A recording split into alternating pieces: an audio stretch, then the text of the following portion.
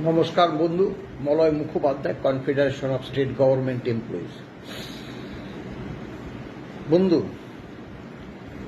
দেখুন, সত্যি কথা বলতে কি, আমরা ফেড আপ হয়ে গেছি বর্তমান সরকারের এই যে বকেয়া ডিএ নিয়ে যে আচরণ আমরা ক্রমাগত দেখতে পাচ্ছি, তাতে আমরা সত্যি বিরক্ত। আমাদের কাছে বারবার ফোন আসছে। গত দুদিন আগের কথা বলছি, একজন পেনশন হোল্ডার, তিনি খুব অসুস্থ, তার ছেলে আমাকে ফোন করে বলছিল, মলয়বাবু এই ব্যাপার, বাবা আপনার কথা বলছে, ডিএটা যদি এর মধ্যে পাওয়া যায় তাহলে অন্তত একটু দেখে যেতে পারে, কারণ বাবা খুবই অসুস্থ। পরে দুদিন পরে আবারও খবর আসলো, মলয়বাবু বাবাকে বাঁচাতে পারেনি। দুঃখজনক, দুর্ভাগ্যজনক।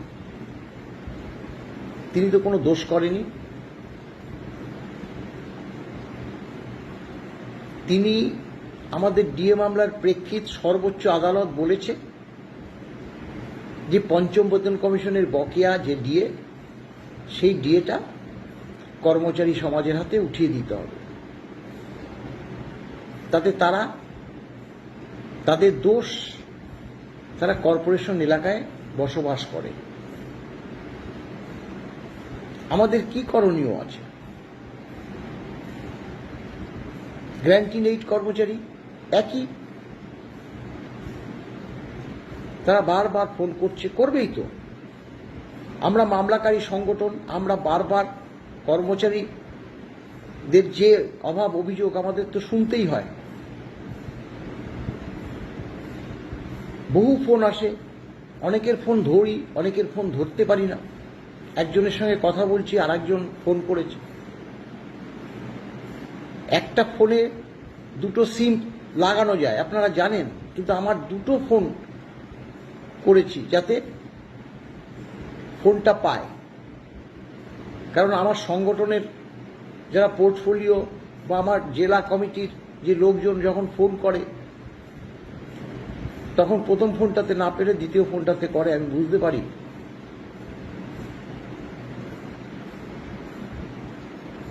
আমরা অন্তত 7-8 বার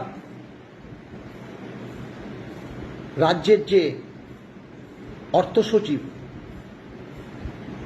তাকে চিঠি দিয়েছি যে আপনারা কেন দিচ্ছেন না, একই যাত্রায় পৃথক ফল কেন?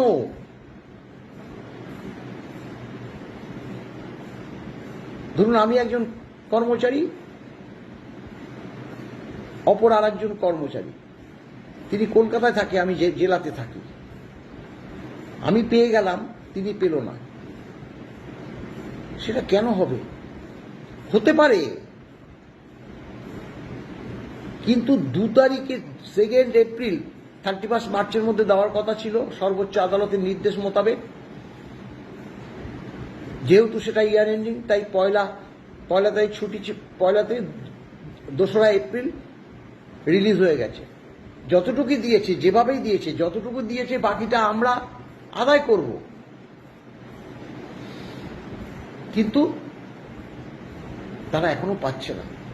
এমনকি নবনিযুক্ত মাননীয় অর্থমন্ত্রী, তাকে পর্যন্ত চিঠি দিয়েছে, চিঠির প্রাপ্তি স্বীকারই তো করছে না যে হ্যাঁ মলয়বাবু চিঠি পেয়েছি, আমরা চিন্তা ভাবনা করছি। চিঠি দিচ্ছি, ওই পর্যন্তই, কোনো উত্তর নেই।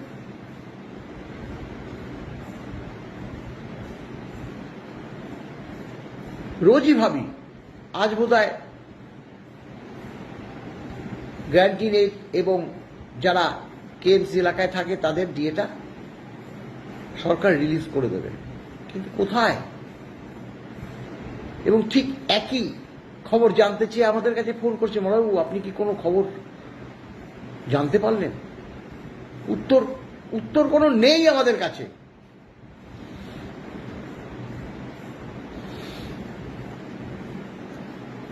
আগেও বলেছি আপনাদেরকে, 1 জুন মাননীয় মুখ্যমন্ত্রীর সঙ্গে আমাদের যে বৈঠক হয়েছিল, ফলপ্রসূ বৈঠক হয়েছিল। আমরা বেরিয়ে এসে বলেছি, মুখ্যমন্ত্রী আমাদের কথা শুনেছে। মুখ্যমন্ত্রীকে তো আমি এইভাবে বলেছি যে দেখুন, যে অবসরপ্রাপ্ত মানে পঞ্চম বেতন কমিশনে যে ডিএ, বকেয়া ডিএ 2006 সাল 1/4/8 থেকে, তারা সেই সময় যারা কাজ করত তাদের এখন বয়স কারো 75, কারো 80, কারো 90, কারো 100 ছুঁই ছুঁই, অসুস্থ। বলেছি আজকে 1 জুন, 4 এপ্রিল, মাফ করবেন 2 এপ্রিল, এক শ্রেণীর কর্মচারী বকেয়া ডিএটা পেয়ে গেছে, কিন্তু এদের দোষ শুধু কেএমসি এলাকায় বসবাস করে। তিনি অর্থমন্ত্রীকে এই ব্যাপারে নির্দেশও দিলেন, দেখলাম, কিন্তু কোথায়?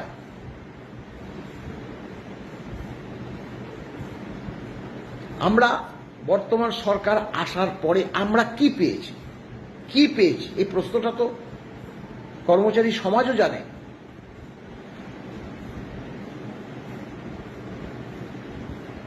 পঁয়তাল্লিশ দিনের মধ্যে, ভোটের আগে, সবাই জানে বকেয়া দিয়ে বেতন কমিশন প্রায়োরিটি দিয়ে প্রচার করেছে মাননীয় প্রধানমন্ত্রী, মাননীয় স্বরাষ্ট্রমন্ত্রী, এমনকি বর্তমান মুখ্যমন্ত্রী। বেতন কমিশন হয়েছে, নোটিফিকেশন জারি হয়েছে, চেয়ারম্যান হয়েছে, টার্মস অফ কন্ডিশন আপনারা দেখেছেন।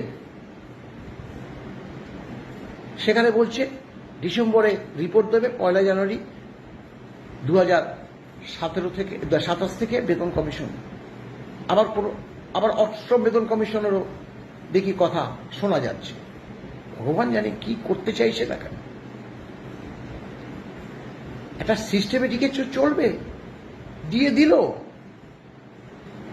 কিন্তু সেটা নিয়ে চলে গেল অক্টোবরে।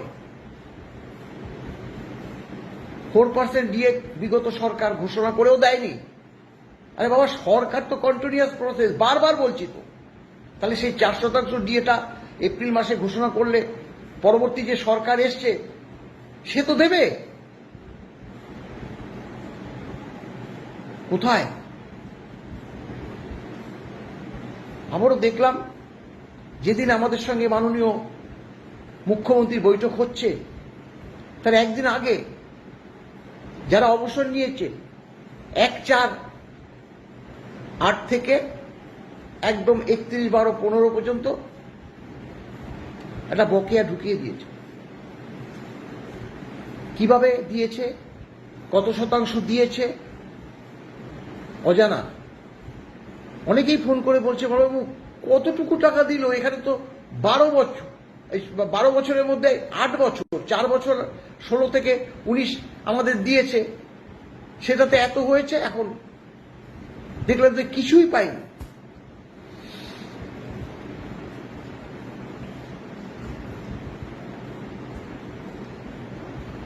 বর্তমান সরকার যখন শপথ নিল, তারপরে 27 যে মে মামলাটা ছিল, নয়া সরকারের আমলে মামলাটা ছিল। আমাদের উদ্দেশ্য ছিল নয়া সরকারকে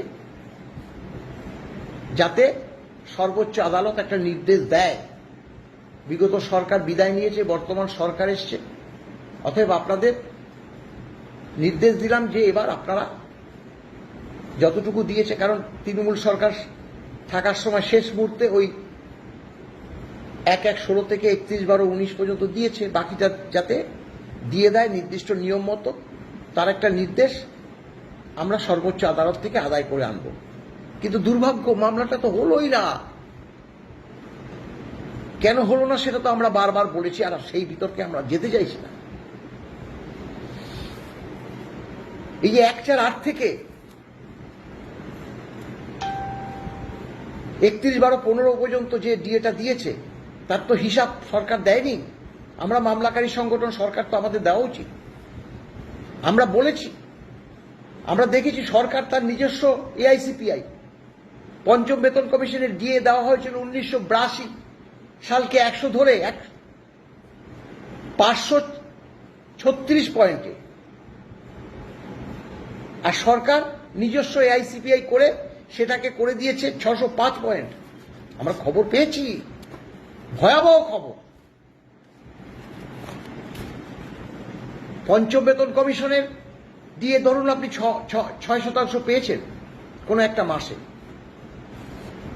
ওই যে 605 পয়েন্ট করার ফলে আপনার ওই 6% দিয়ে -3% দিয়ে হয়ে গেছে, মাইনাস দিয়ে হয়ে গেছে। বিস্তারিত পাবো, এগুলো তো আমরা এখানে থেকে কিছু করতে পারবো না।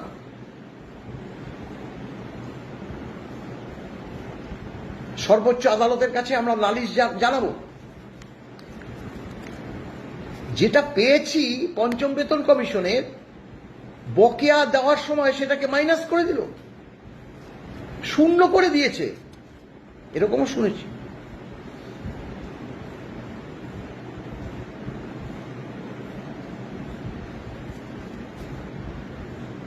হিসাব কষে আমার দেখতে হবে।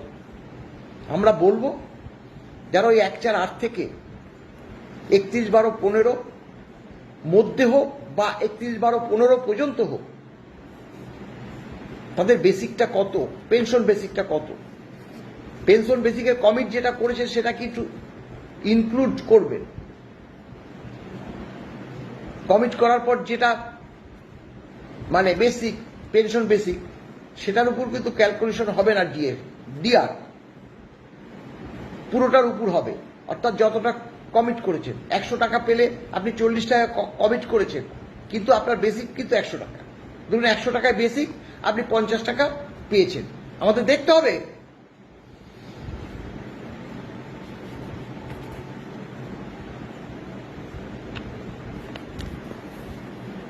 তাই রোজ বলছি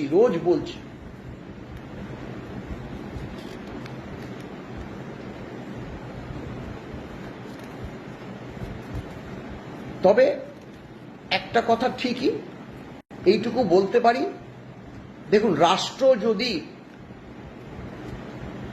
তাদের জোর দেখিয়ে তারা যা ইচ্ছে মনে করতে পারে, কিন্তু তার জন্যই তো আইন আদালত আছে। সর্বোচ্চ আদালতের নির্দেশ, এই কথাটা যাতে মনে রাখে। আমরা এর আগেও বলেছি যে দায়ভার কিন্তু বইতে হবে মুখ্য সচিব এবং অর্থ সচিবের। তাদের নামে কিন্তু আদালত অবমাননার মামলাটা রয়ে গেছে।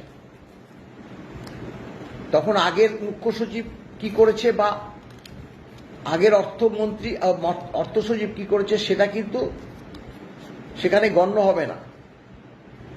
যারা বর্তমানে আছে তাদের বিরুদ্ধেই কিন্তু প্রয়োজনে কিন্তু রুল জারি করতে পারে, করেছে অনেক জায়গায়, অনেক সময় দেখেছি। আমরা এই বকেয়া দিয়ে আদায় করেই ছাড়ব। মাননীয় মুখ্যমন্ত্রী খুব ভালো ভালো কথা বলেছিল, কোর্টের রায় আমরা মানব। তো কোর্টের রায় মানলে আপনি তো জানেন এপ্রিল মাসে যারা দিয়ে পেয়েছে, মানে এপ্রিল মাস কেন 31 মার্চই বলা যায়, 2 তারিখে সেটা ক্যাশ হয়েছে, আর আজকে জুন মাস শেষ হতে চলল, তারা কেন পাবে না? আমরা তো বকেয়ার উপর ইন্টারেস্ট ক্লেম করিনি, অথচ এই সরকার শুনছি নাকি ডিএটা যেটা পঞ্চম বেতন কমিশনে পেয়েছিলাম সেটাকে মাইনাস করে দিয়েছে।